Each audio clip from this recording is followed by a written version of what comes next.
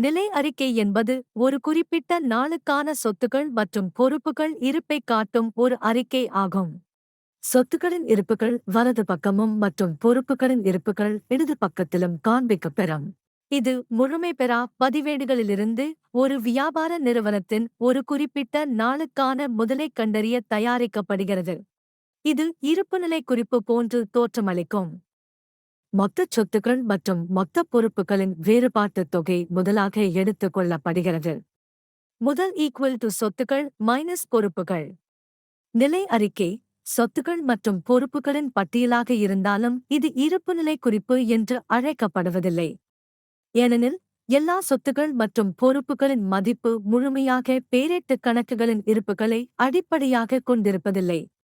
சில விவரங்கள் பராமரிக்கப்பட்ட கணக்குகளிலிருந்தும் சில விவரங்கள் அவை தொடர்பான ஆவணங்களிலிருந்தும் மற்றும் சில இருப்புகள் நினைவு அடிப்படையிலான மதிப்பீடுகளிலிருந்தும் எடுத்துக் கொள்ளப்படுகின்றன. மதுரை முத்துச்செல்வம் 9842104826